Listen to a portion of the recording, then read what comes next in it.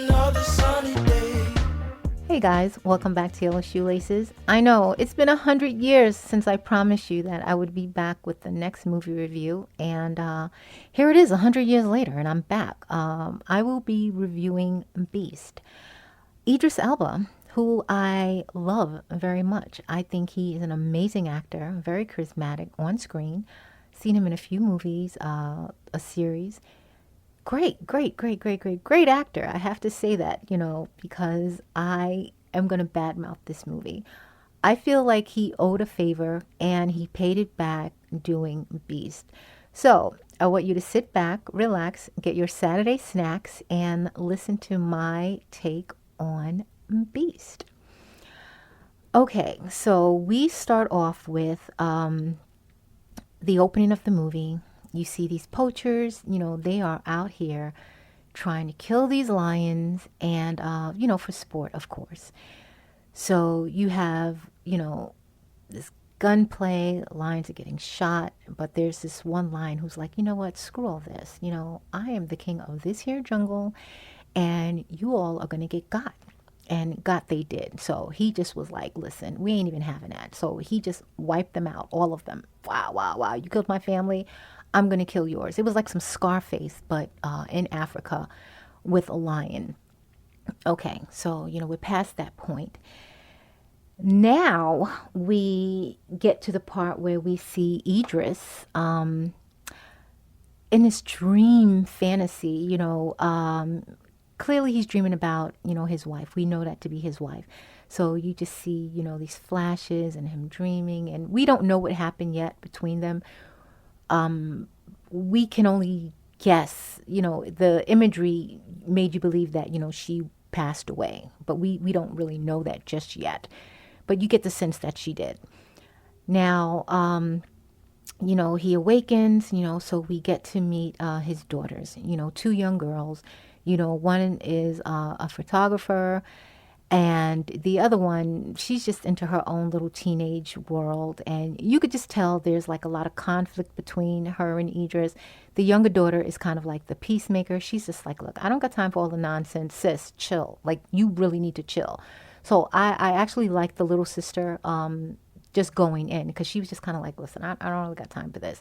The older girl just annoyed you immediately. Like the first 5 minutes of knowing her, I'm wondering, like, why is she even in here? But we know why, because you need that kind of contrast. So, okay, we come to find out that Idris and his wife, we don't know her name just yet, but they met in Africa. They were introduced by a friend of the mom's. And he wanted to take the girls back to Africa so that they can see where, their mom grew up and, how they met, and to meet, their uncle, their fake uncle. It was a friend of, the mom and dad. So he's planning this trip for them. And of course, the older daughter is just kind of like, whatever, who cares? I don't have time for this, yeah. And you're just like, whatever you and your dad are going through, fine. He's apologized like 8,000 times. And I get teenage angst. I get it. I understand it. But it was just so unnecessary. It was too much. And it didn't end. It would not end. Just always angry about something. And I guess as a parent of a teenager, you deal with that. But at some point, they have to eat dinner, right? And you're not eating like dinner and you're just like still mad. Like, this burger tastes so good, but you still make me sick type of energy. So it was annoying really quickly. I was done with her. So they get to Africa and she's whining. The younger sister's like, yay, we're going on an adventure, this is amazing. And Idris is still trying to placate the older daughter and just like dealing with the nonsense. And I'm just saying, real world, I think most parents would have been like, you know what, we're done, we're going back home, and you're not going anywhere anymore. Like, stay in your room, like literally just stay in your room. But of course, he's Idris and it's a movie. So he's just like, listen, hon, I'm so sorry. Maybe we need to talk. And she's like, I don't want to talk to you because you make me sick, because you and mom, blah, blah, blah. And at this point, we still don't know what happened with the mom. We know pretty much now that, she's gone, passed away. And you just keep seeing like, dream sequences of her,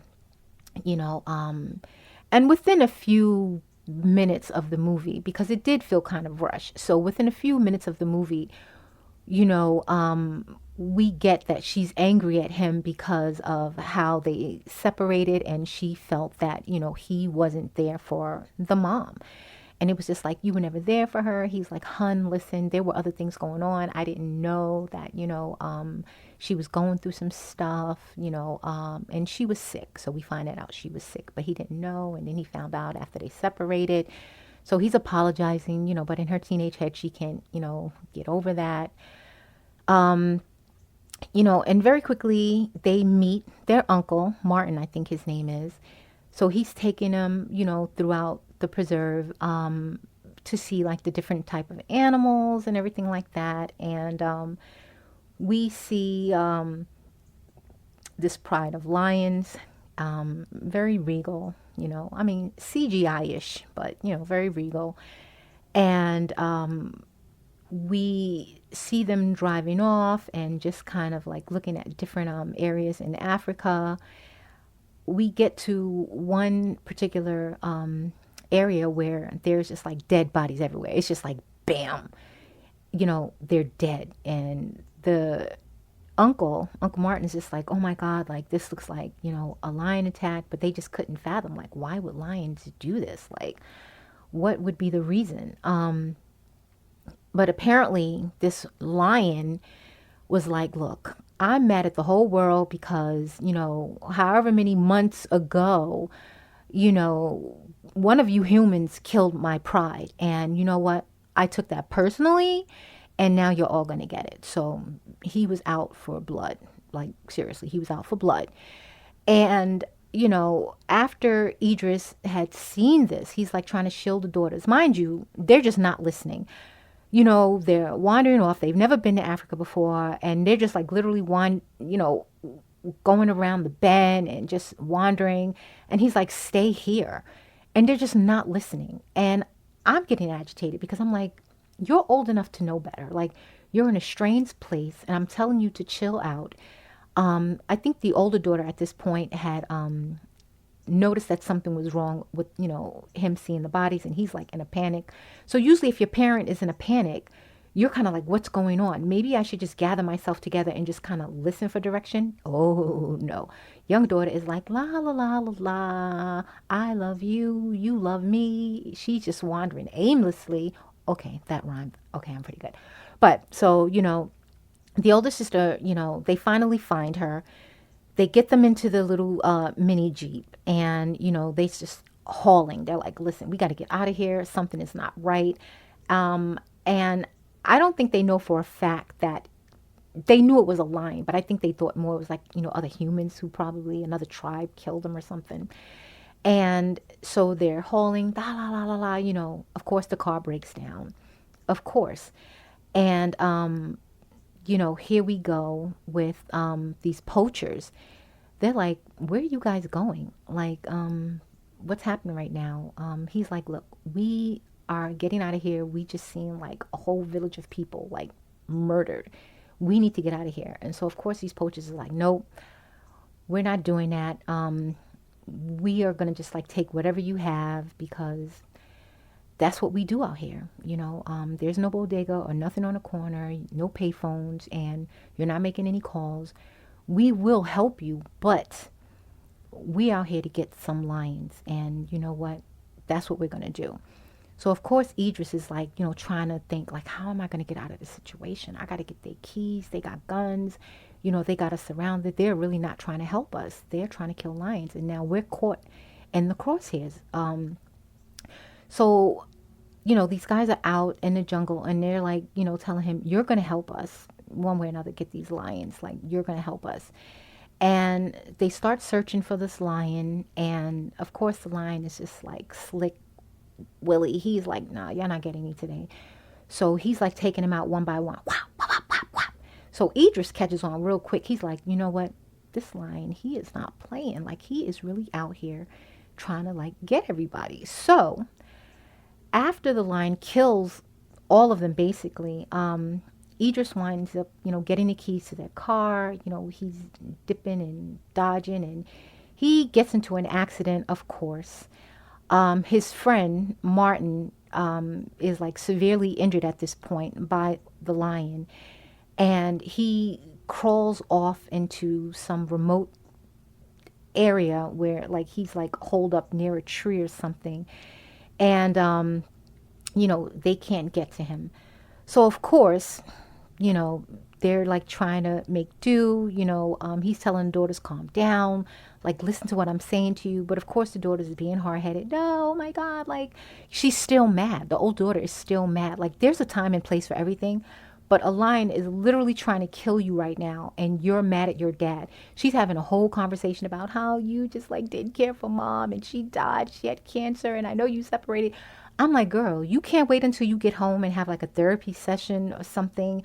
We're doing this right now in an African jungle with a lion trying to kill you, literally trying to pull you out of the window. You're having this conversation right now. Yeah, so at that moment, I just kind of was like, I'm done with this movie. But of course, I had to finish it because I wanted to know how they were going to get out of this situation.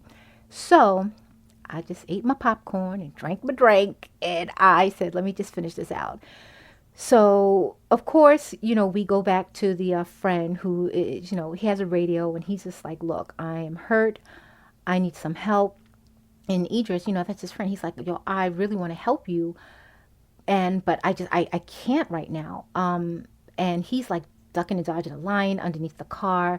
The lion is just trying to get him. I mean, this is a sophisticated lion. Like he's really thinking like, if I go this way, he's going to go this way. I'm going to try to get him from under the car. So they're basically playing like tag right now. But with all of that, the oldest daughter is just like, you know what?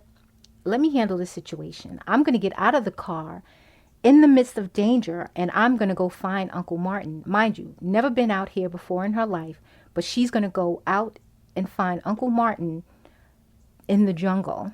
Okay, so that's that.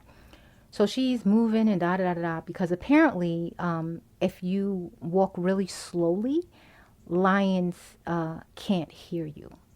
That's what I got from the movie. Because if you walk really slowly and just like kind of slow your breathing, a lion can't detect your presence. So she did that, and she found Uncle Martin, and they managed to get him back to the vehicle. So after they get him back to the vehicle, there's this whole like scene where they're being chased, and at some point I don't even remember, at some point Uncle Martin got eaten. He got eaten by the lion. It was just a blur, because the movie is just like, now we just need to rush all this information out to you so that we can get to the good parts. And honestly, there weren't really too many good parts. I mean, we all want to see Idris fight this lion. And even that was kind of like, I sat through the movie for this.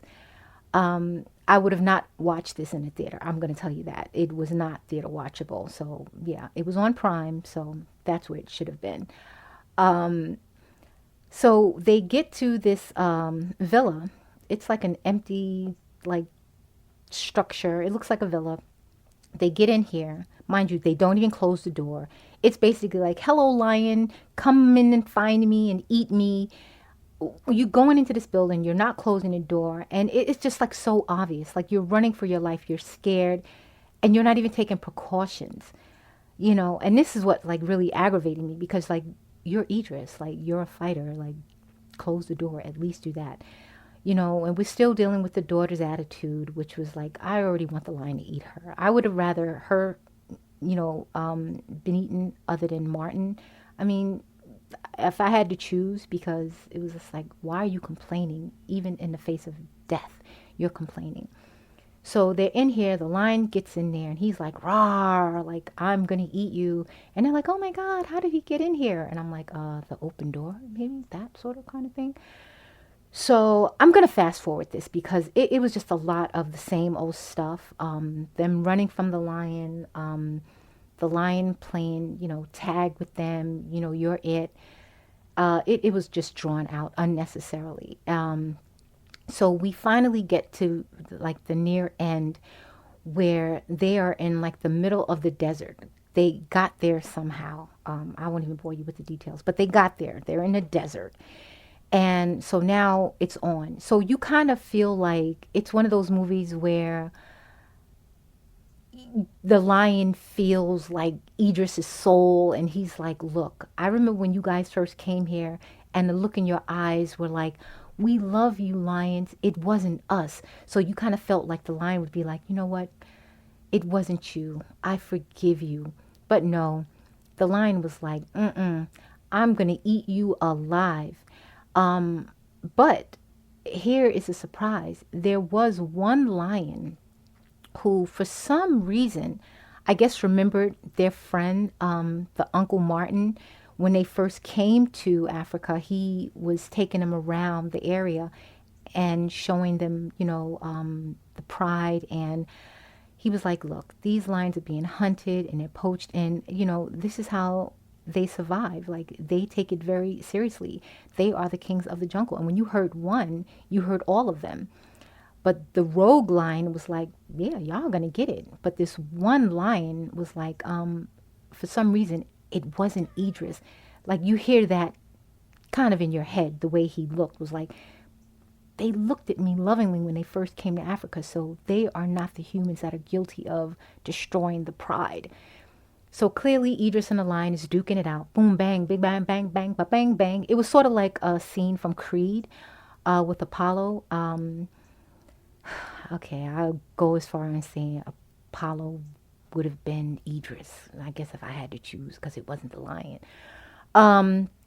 So yeah, and they're duking it out. Bang, bang, bang, bang, bang. Now, real life, we know the lion would have just like killed him with one swipe. But Idris was like, nah, you ain't gonna kill me. So he's ducking and dodging, moving, shaking, giving him a little Harlem shake.